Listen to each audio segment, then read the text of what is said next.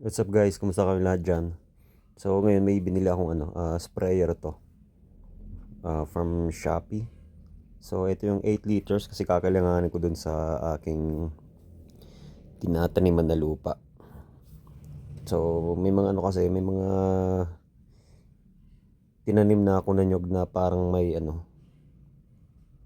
parang inaatake sila ng insekto. Yung parang kinakain yung dahon, especially yung mga bagong labas na dahon. Yung parang ang nangyayari yung parang natutuyo yung dahon. Tapos ang cause pala nun ay yung may parang may insekto doon na parang kumakain ng dahon, tapos parang may iniiwang parang yung nila, yung katas nila, yung lason. Parang may iniiwan sila doon sa dahon, tapos kinakain nila, tapos yun yung nagkokos ng ng pagkatuyo ng dahon. Yung parang kala mo mamamatay na yung dahon, parang tuyong-tuyo na. Especially doon sa mga bagong bagong tanim ko na mga coconut seedlings, dwarf coconut seedlings. So ito yung 8 liters sprayer. Plastic lang siya. Mura, around 485 sa Shopee. Mabilis yung shipping. In order ko ng Lunes, tapos dumating ng Webes. Yung seller is local seller from I think Cavite. So di ko I'm unsure about the brand, but medyo okay naman siya nung nakita ko yung mga review. And then gusto kong subukan kasi yun nga, kakailanganin ko to dun sa aking pinagtataniman ng mga fruit bearing trees and mga dwarf coconut. So i-unbox ko na siya, bale ito yung mga kasama niya. So ito yung itsura niya, parang isang malaking tangke pero made of plastic, pero matibay na plastic na makapal. 8 liters complete set. And then may pa, may parang parang harness. Yan, may kasama siya. Pero mukhang hindi matibay yung quality ng harness ay nung strap. Mukhang manipis. So ito yung itsura ng yan, may kasamang yung niya, o yung wand. Then may extra gaskets, mga o-ring for in case na magkaroon ng problema sa magkaroon ng leakage. So merong pamalit. So yan yung itsura ng natin. Ayan ang binili ko pala na na sprayer. Kulay dilaw. Parang alam mo yung yung ginagamit ng mga rescuer sa dagat. Anyway, ito itsura. 8 liters siya. Tapos yan, may siya, may hose. Almost 1 meter long na hose. Yan, may mga gauge siya. 1 liter, 2 liters, 4 liters, up to 8 liters. Tapos biglang sumingit yung aking anak. Anuhan yung niya, yung plastic, yung supot ng tinapay. Pinapatalian yung yung supot. Tapos yun ako, kukuha ng baso yata na nauhaw. Tapos yan yung itsura niya. Yung pump, yan. Kailan mo i-pump para magkaroon ng pressure sa loob.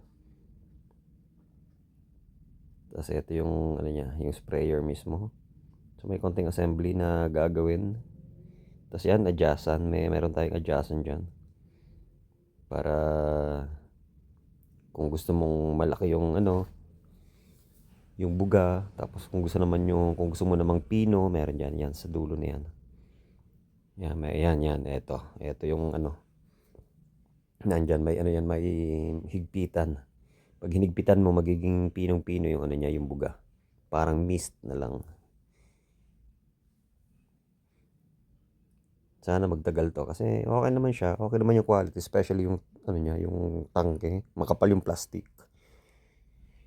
Ito lang stick na to, itong sprayer mismo na to ang ano, inaalala ko. Kasi yung adjustan dyan, yan. Tapos andyan yung pindutan yan. Doon sa dulo yung pindutan. Kailangan pisilin mo yung para lumabas yung ano, yung spray, para may spray mo. Release, parang para ma-release mo yung ano, yung laman. Doon mo pipindutin sa ano, parang ano siya. Kailangan mong pigain. Tapos ito, seal. Yan. Kailangan, ano mo to. Kailangan i-seal mo yan dyan para hindi magkaroon ng leak. Hindi tumagas. Ito yung itsura na ano niya. Ng pang spray mismo. Siguro kulang ng ano, ng 1 metro yung haba niya. Plastic din to. PVC.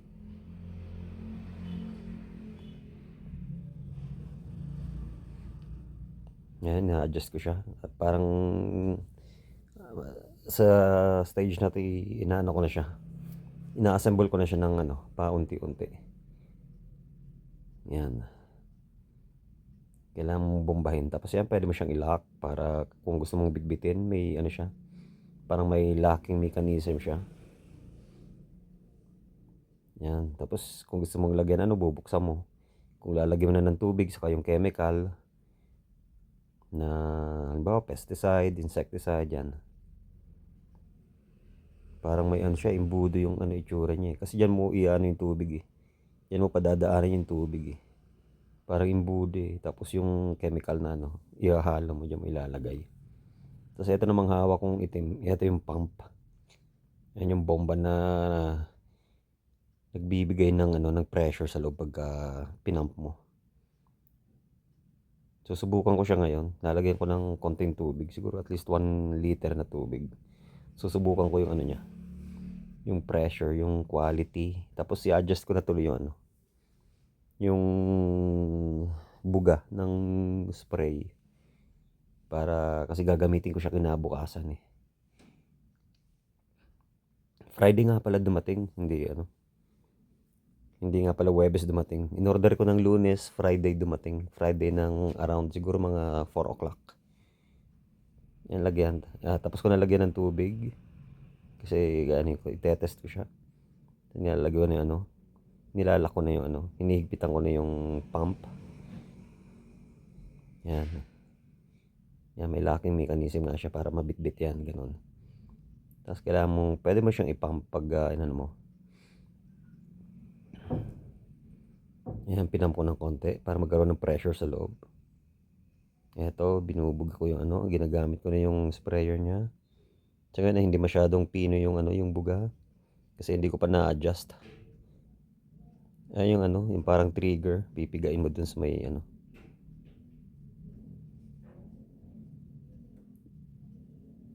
Yan, hinigpitan ko kasi parang may naglilik.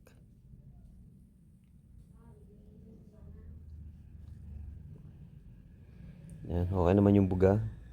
Kasi hindi nga lang malakas yung pressure kasi ilang pump lang yung ginawa ko. Siguro 5 lang yung 5 beses ko lang na pinump.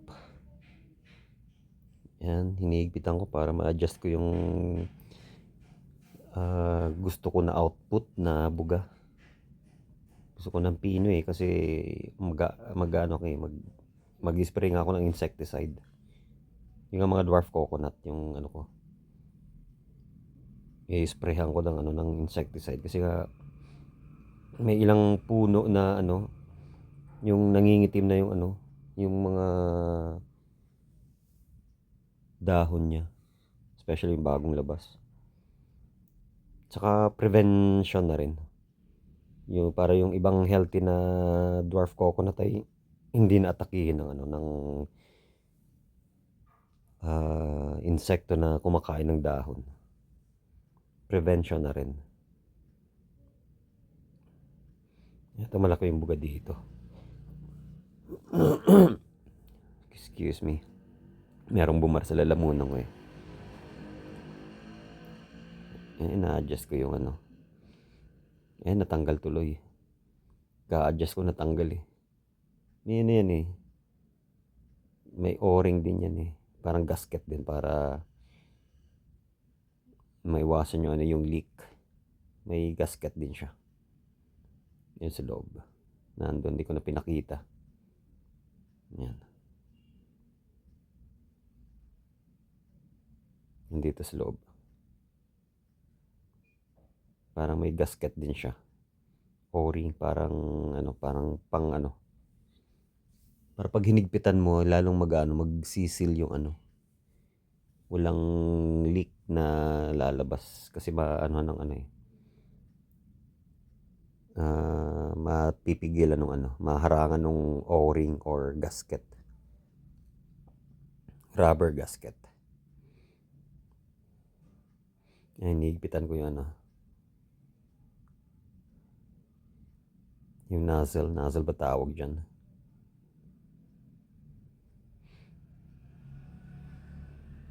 Yan, mukhang pwede na. Medyo mahaba itong video na to kasi walang cut. Saka talagang kinuha ko ng video pag unbox to kasi protection na rin ng buyer. Kasi in case of defect, di ba?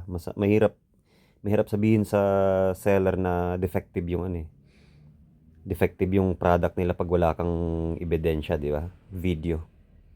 Pag wala kang protection na rin to ng buyer saka ng seller nung nagbebenta.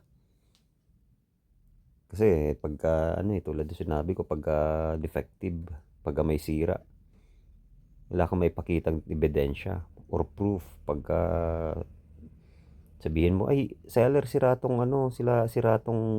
product nyo, ibabalik ko to sa inyo kasi sira, wala kang ebidensya. Mahirap, baka hindi tanggapin ni seller yung return mo kasi wala kang maipakitang pruweba or video, di ba? Kaya advice sa mga isang basic na advice sa mga online buyer. Syempre, kaya nga online wala tayo doon sa place mismo ng pinagbibilhan natin. Kaya mas maigi pagka kukuha na natin ng video yung pag-unbox natin. Tapos konting test para talaga natin.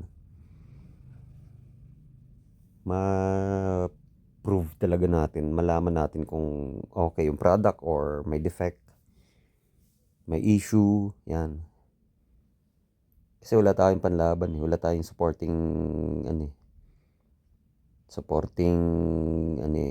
evidence eh. Kaya kailangan nating videohan yung product na ina-unbox natin na binili natin online.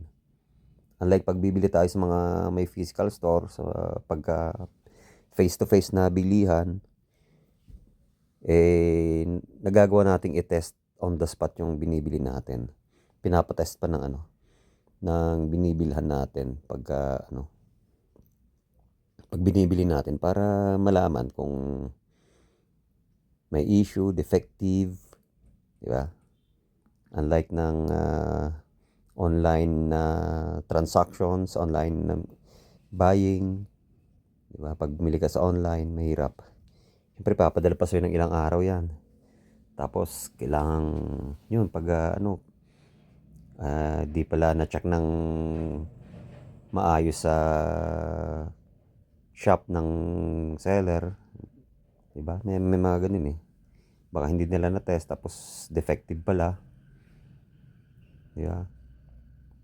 So kailangan nating i-test, kailangan videohan natin yung So eto na, ko na, i-test ko na siya. Eto na ako sa aking pinagtaniman ng ng dwarf coconut. Actually, to be honest, sa scenario na to ay kokonti na lang yung laman ng kasi halos tapos na ako kokonti na lang yung laman ng ng sprayer na to kasi halos tapos na ako Tapos bigla ko lang naisipan na ba't di ko kaya gawa ng video yung unboxing ko, tapos or i-vlog yung unboxing ko na ito tapos yung paggamit. Actually, satisfied ako sa product na to. Hindi ko akalain na ganito kaganda yung ano, yung product nila. Very portable, lightweight. Hindi mo kailangang ilagay sa ano. 'Di ba yung mga 16 liters kasi sa tingin ko mabibigat na nun eh. Kasi 16 liters is equal to 16 kilos. 1 liter is equal to 1 kilo. 1 kilogram. So, ang bigat nun, di ba?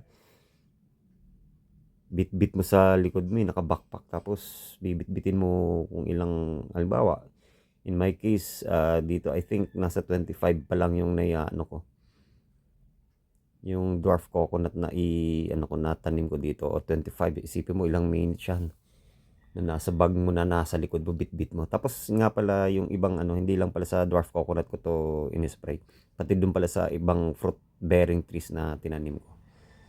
Especially yung parang kalamansi kasi parang may umaatake din na insekto dun sa ano, sa daon ng kalamansi, yung uod, parang caterpillar.